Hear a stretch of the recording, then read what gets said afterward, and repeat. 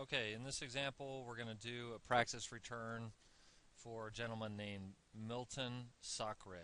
I hope I'm pronouncing that correctly. But you guys have the paperwork, the source documents on the return, so you'll be able to follow along with me here. And we're going to go ahead and do this practice tax return right now. So it's going to be California resident, full year resident. We can see here that he's a single individual. Remember, when somebody's single, unmarried, doesn't mean necessarily that they're single filing status. They could be head of household. So we read here that he supports his 6-year-old son who lives in Arizona with the mother, so with the son's mother. That would mean then that Milton would not be head of household, because remember, with head of household, the dependent has to live, or the qualifying child has to live with the taxpayer for more than 6 months. So we're going to have to choose single on this one. We'll go ahead and put in his information. You can pull the W-2, or excuse me, the Social Security number off the W-2, but we always want to confirm that with the taxpayer, because sometimes there are errors on the W-2s. We see here that he's a driver, born 11/09/71. Okay, same thing, you can pull the address off the W-2, but you do want to check with the taxpayer, make sure that it's the current address, because nothing screws up a client relationship quicker than a refund check that's sent to an old address. So that's something that you definitely want to double check. Phone's ringing right now. Let me see if I can get my colleague to take this for me. Okay, he's going to help me out on this. Well, this is going well so far. Okay. Van Nuys 91405. So part of doing taxes is being able to multitask. That phone will be ringing, and you have to still be able to concentrate. So I'm going to try to practice some of that right now. Okay, let's say I originally lived up in the Bay Area, so he has a 650 number. And Milton. Okay, getting this contact, at least 2 modes of contact, a phone number and email, or 2 phone numbers, definitely highly recommended.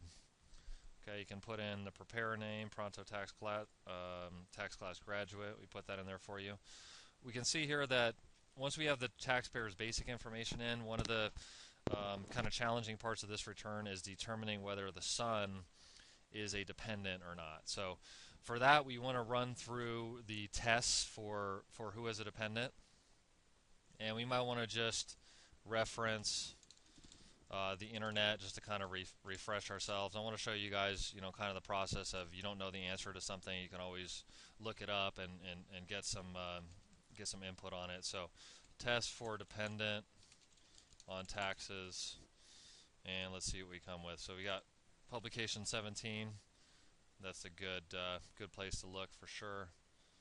Exemptions. So here are the tests. Here we have the okay, it has to be a qualifying child. So child must be son, daughter, or various other relationships. So that's the relationship part of it. Child must be underage 19, so 18 and under as of the end of the year, or underage 24 as of the end of the year, and a full-time student. It can be any age if permanently disabled. So this kid, who's a 6-year-old, meets these first 2 tests. It's fine. Child must have lived with you for more than half the year. He does not meet that. However, you can see this little footnote here, which a lot of things in taxes have a footnote or have an exception to a rule. So we can see down here there are exceptions for temporary absence, children born or died during the year, or children of divorced or separated parents. So that would apply to this case because these parents are separated. Okay, so he does not have to pass this test. The child could not have provided more than half of his or her own support during the year. Okay, so that's going to be correct. Child's not filing a joint return. It's only a 6-year-old child, so he would not meet that. Okay, so we seem like this is a promising, possibility to claim this child as a dependent for Milton to claim. But we want to just kind of look around. The research that you do is going to be very focused on answering certain questions. So you can see here that what I was looking for is the support aspect of having a dependent. So in order for someone to be your dependent, you have to have provided more than half of that person's support. Okay, that's going to be a key factor if the child is living with somebody else, because the housing expense is a big part of the support aspect. So we would need to kind of figure out, okay, how much is the father contributing? Milton's sending his son $500 a month to the son's mother versus, what are the housing expenses? What are the food expenses? And you can actually do a worksheet on that where you put up the costs of supporting that child, and then credit Milton $500 per month, and see if that $500 is more than half of the total support. That's how you would figure it out. So in this example, we're going to say that rent is going to be low in Arizona since it's so hot out there. No offense to anyone from Arizona. But rent's a little bit more affordable out that way than here in California. So let's say that he does meet the support test and he provides more than half of the support. We're going to go ahead and put the child as a dependent. And I don't think we have the child's name here. So let's just go ahead and make up a name. Let's call him Kenneth. Okay, Kenneth. Date of birth for Kenneth, January 3rd. And be 2005. So when you're putting in the dependent information, you're kind of noticing certain things. Is how old is the child? If it's a younger child, maybe there's some child care expense credit that may come into play. You have to get the social in there, obviously, for the kid, son.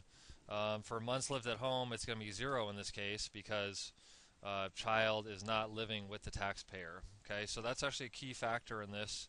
In order to claim a dependent who's not living with you and is living with the other parent, you have to get a form signed by the custodial parent, which is called Form 8332.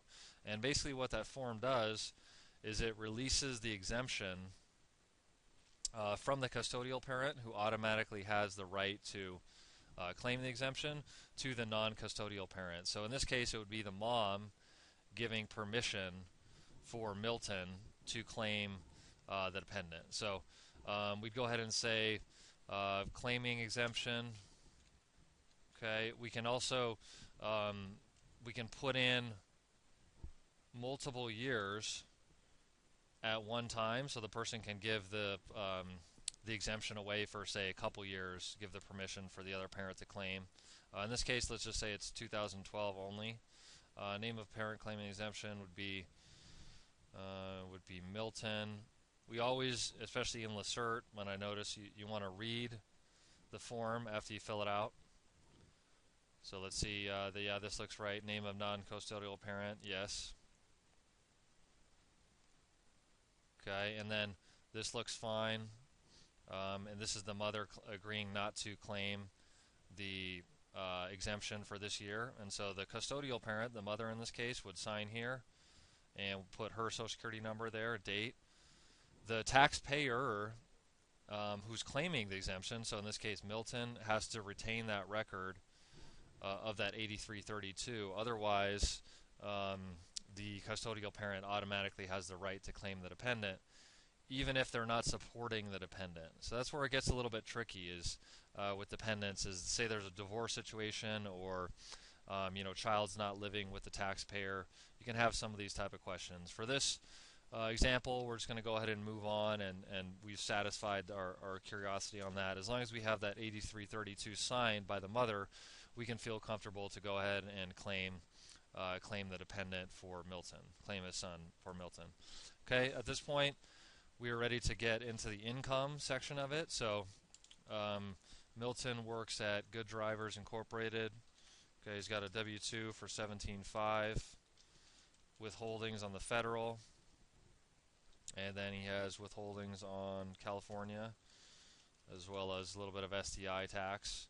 Remember, we always have to get that federal EIN number, employer ID number, and state ID number as well. That's part of the electronic filing process. We need to pick those up. So we just want to look through what other type of income does Milton have. Okay, we see here that he has a 1099 for $12,000. So we want to ask, it's a little bit strange on this 1099, as you'll see when you have your source documents in front of you, that it's the same company. So the same company of good drivers is giving Milton a W-2, so telling them that you're our employee, but he's also receiving a 1099, which seems a little strange because 1099 is for someone who's self-employed or an independent contractor.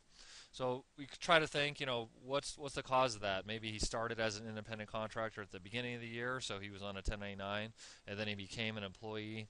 What exactly is going on there? So, and then the best way to obviously, figure out what is going on is to ask the client, because it's their job. They're going to know more than you will, and your job is really to ask the right questions. So, what we find out when we ask about this 1099. As you can see on the write-up that we did for you, is that this is a gas stipend. So Milton is driving a lot, and then what happens is that his work reimburses him at 30 cents per mile. Okay, so we need to figure out, there's a spread there between work paying him 30 cents per mile, and then the IRS allows a deduction for 2012 of 55.5 cents per mile. So in other words, the IRS is giving more of a deduction than the reimbursement. So that's going to be an interesting dynamic. The 1099 we want to put on a Schedule C, although it is a little bit weird to do that because he's not technically self-employed, but he does have deduction to take against this. So we would have to really put it on a Schedule C. That's the only way I see that it would be able to be reported. So let me go ahead and try to find the transportation code. Okay, let's see, transportation. Okay, and we would just check the best one that we could find. Okay, so probably other transit, ground transportation. Every type of activity on Schedule C will have that certain code, the business code, and IRS uses this to compare deduction amounts, and also use it for a lot of statistics related to business owners. So you need to get that into the Schedule C. It's going to be a cash basis taxpayer for sure. I like to keep a little bit of notes about who has sent the 1099. So in this case, be good drivers, $12,000. Okay, so if they're reimbursing at 30 cents per mile, that gives us the ability to find out how many miles Milton drove, right? So we can pop up our calculator. And how would we do that? We divide $12,000. Okay, let's see. How would we do that? That's a little bit later in the day. I'm a little bit tired, so let's think about this for a second. So he gets 30 cents per mile. So 12,000 divided by 0.3. Okay, yeah, that's right. So it'd be 40,000 miles. And we could test it by saying, okay, let's say he drove 40,000 miles. We can test our arithmetic here. Times 0.3, so he gets 30 cents per mile. Okay, that would be $12,000. So that would be right for his 1099. And once we have the amount of miles, I wouldn't go too crazy with listing a lot of other deductions here, because this is really a 1099 reflecting the gas stipend. So maybe if he had a uniform or something that he purchased, you could put it in here. It would be sort of marginal as to whether that would be allowable, but I would mainly concentrate definitely on the vehicle expense, because that's really what this 1099 is for. So we want to do, this is how Lacert handles it, is it creates a separate screen. Ultimately, this deduction is going to end up on the Schedule C, second page of the Schedule C, and we'll see that. But this is some vehicle information. So a vehicle used primarily by more than a 5% owner, that'd be yes. Off-duty, yes. No other vehicle, let's say yes. No evidence, we don't want to check that. Okay, and then type of vehicle, so 07, let's say it's a Ford. Okay, let's say he started using it 11/15 of 2009. Okay, we have to put the total mileage and then the business mileage. So business miles would be 40,000 because we already figured that out from the 1099 amount. But you have to exclude part of the personal mileage as well. You're required to do that. So let's say he doesn't drive a lot for personal reasons. It's mainly for work. So we'll go with that 40,000 figure. The deduction on that is going to be pretty large. You know, it's 55.5 cents per mile. And again, on the cert, a lot of times we want to, after we input the information, we want to read it and see. So we'll read the Schedule C. Here's the gas stipend reported for income. Here's the actual deduction. So he's going to be at a negative amount here. And then we want to just look at page 2 at that vehicle deduction, make sure everything looks okay there. Okay, so that's going to show here date, place, and service, business miles, and other miles, so i.e. personal miles not taken. Okay, so that's how it's actually going to show up on the Schedule C. That looks fine. What this is reflecting is essentially that Milton is actually having to pay for a lot of the car expense himself out of pocket. In other words, the amount that he's receiving from work, this $12,000 here, is not covering his true expense after the depreciation of the vehicle, wear and tear, gas, oil, repairs, all that. So that's what's going on here, is he's actually taking somewhat of a loss here on his mileage, even though he gets some money from work to cover it. So the work only covers part of it. That's a little bit tricky there that we had to handle that. So we had the release of exemption, the 8332. We figured that out. We figured out how to treat this gas stipend in a fair way, fair to the government as well as fair to Milton. The next thing is that Milton actually attended trucking school, and he got a credential in trucking school. He paid $10,000 to attend school. So automatically when we're thinking about schooling expense, we're moving on to the credits. Okay, so you're thinking credits, and we're gonna anytime we have a credit, we want to that's adoption credit. Let's see. The best credit that we can get would be that American Opportunity Tax Credit, which is the first 4 years of post-secondary education. So whether or not this particular school qualifies, like certain schools qualify, certain schools don't, the way that you figure out if the school qualifies or not is qualify for education tax credit. It's actually based on the eligibility of the school for federal aid, so student loans basically.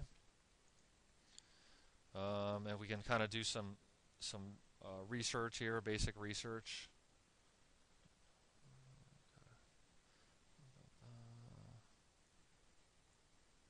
Okay, so this is, let's say that the school is going to qualify. You want to make sure that it does qualify, but generally speaking, if you emerge with a degree or credential and you haven't already claimed that college credit, the first 4 years of college credit, you generally can claim it, even for vocational school that you might not think would, is the conventional, meaning of college. So we're going to go ahead and claim this for Milton. And this year we have to put in the name of the trucking school. So let's go ahead and pull up a trucking school. Let's say it's Dootson. That seems to be one that people use quite a bit.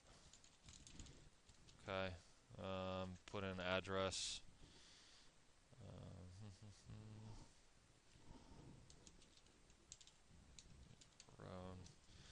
Okay, let's say it's in Los Angeles, 90028. Okay, you would want to check if there's a 1098-T received from the school, which there should be. Okay, that's the source document from the school confirming the amount of tuition paid. And if it was a $10,000 program, you would put in $10,000, okay, qualifying for that credit. So that all looks good. And again, you want to come here, read the form. Okay, so you inputted the form, the data, but you want to take a look at the form, make sure it's correct. Okay, that looks good. Okay, second page, you have the school information. And whether or not you have some other pertinent information here. So you just want to read and make sure, because these are all the stuff on the form is actually having to do with the eligibility for the credit. And that's what we talk about is, tax software is great, makes your job a lot easier, but you need to be able to read the form to really be able to understand what you're submitting to the IRS, because this is really what the IRS is going to get. So, for instance, did the student complete the first 4 years of post-secondary education before 2012? So that's saying that if you already completed college, let's say you're in a graduate program, or this guy, Milton, he already went to college and now he's taking trucking school after he completed college, that would affect his eligibility. He would not be eligible for American Opportunity Tax Credit. So just kind of reading the form is definitely a great habit to get into, understanding it. Okay.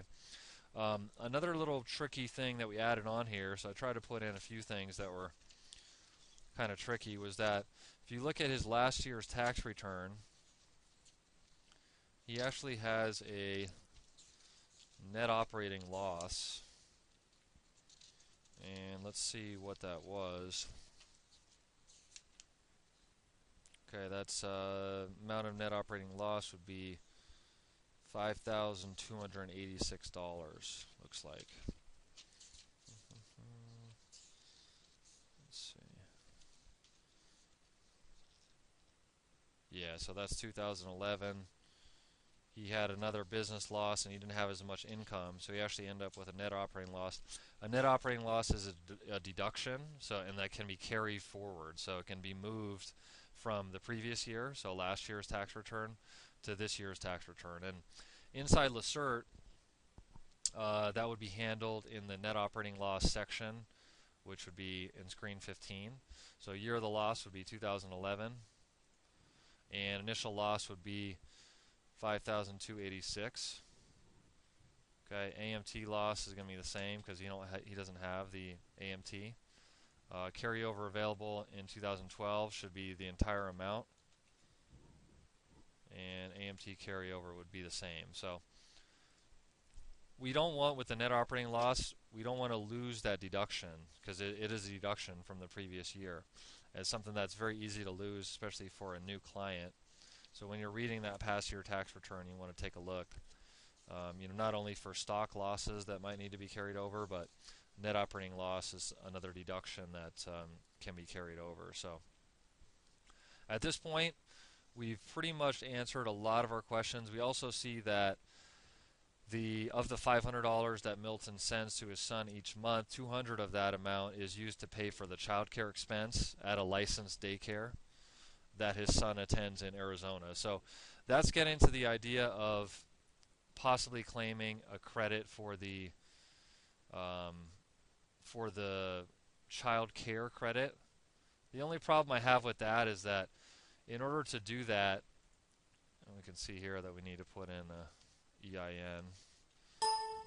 The only problem I have with that is that the mother is actually, in this scenario, is not working. So when both of the parents are not working, it's kind of it's not really best practices to claim that credit, because the other parent can be claiming for the child, taking care of the child. So sometimes with taxes, stuff's a little bit of a judgment call. For me personally, I wouldn't feel really comfortable claiming that particular credit, just because the dependency exemption is already kind of on the line. We have a school that it's not, we're okay to claim the education credit, but it's not 100% an easy call on that as well.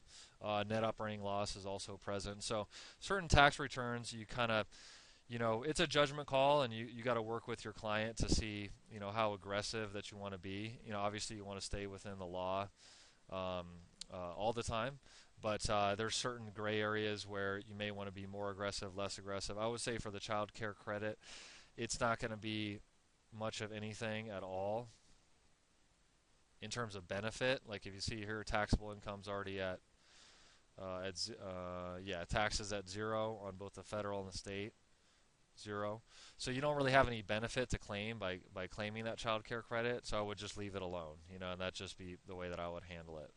Once you're to this point, you want to definitely go through here and clean up the return, kind of finalize it. So we have to always check these boxes in Lacert for doing the electronic filing. All these are informational diagnostics, but they're helpful. So you want to see what's going on here. This form, okay, I can attach it as a PDF instead of mailing it in. Okay, that could be helpful. So I could scan the PDF of the signed Form 8332 from the spouse and upload it as a PDF, transmit it, and still be able to e-file rather than having to mail in a paper return. Something to look for. Education credits disallowed. This is a big one. So certain assumptions regarding earned income credit.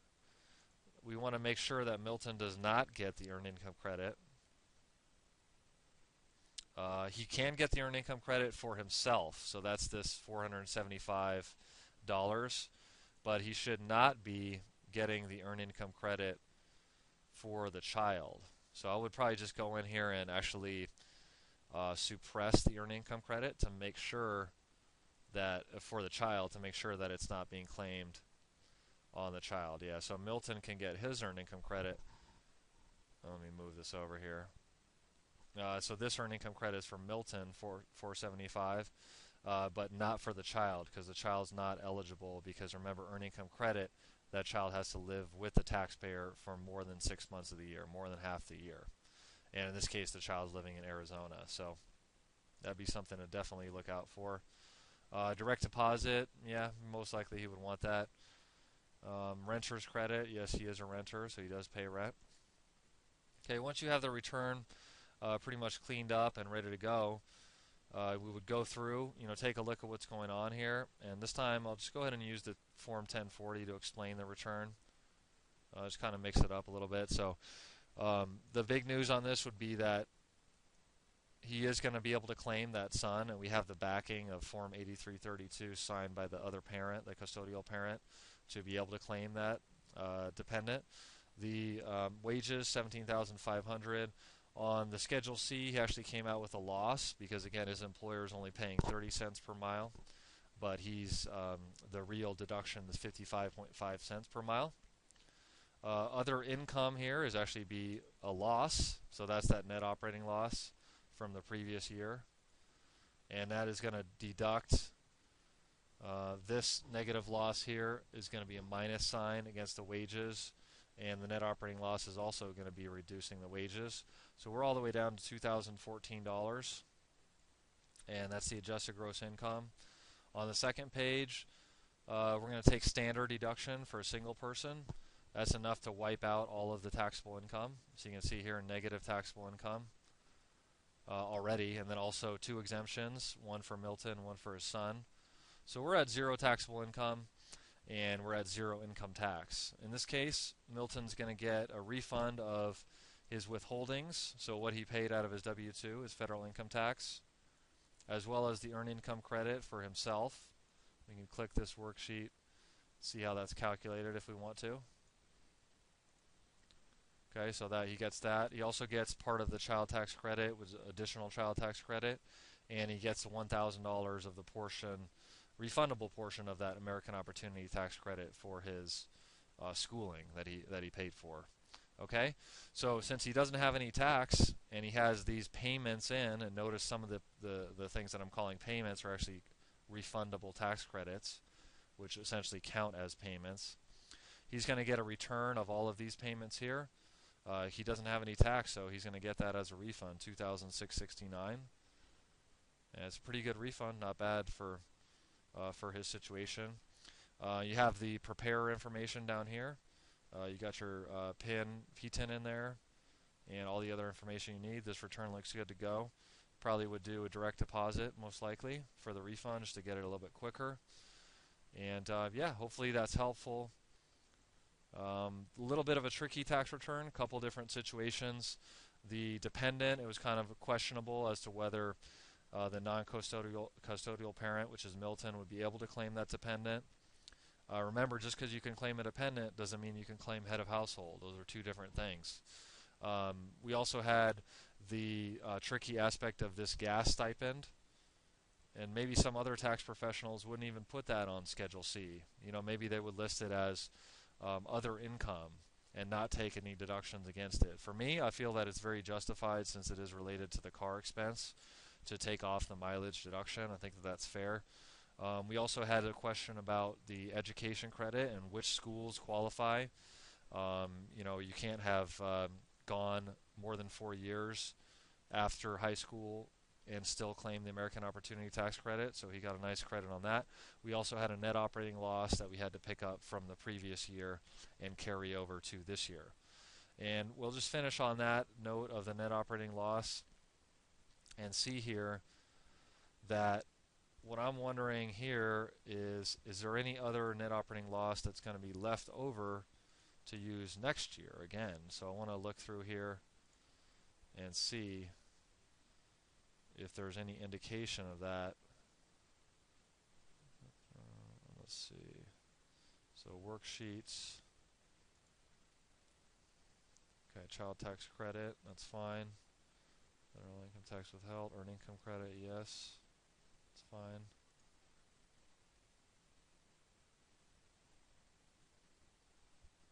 Okay, Schedule C, loss, yes. So I don't see any net operating loss showing up here, which I think is kind of strange because actually, you know what? Yeah, he would not have a net operating loss because he's close, but he does have positive total income. Okay, so when you have a negative total income on this line, say this loss was 20,000, then you would potentially have a net operating loss that could be carried over to the future year. So yeah, a little bit of a tricky return. Just another indication that when you're doing taxes, you're thinking to yourself, okay, this guy's a single guy, he makes about $30,000 a year. It's not going to be real tricky, but you'd be surprised. There's a lot of different things that come into play as we saw in this tax return. And yeah, hopefully that was helpful. I realize there's a couple different factors here where when you did the practice return, it may not have turned out exactly like this. And, again, that's just something that you'll see when you do taxes. You could see one tax preparer handle something one way and another tax preparer handle something another way.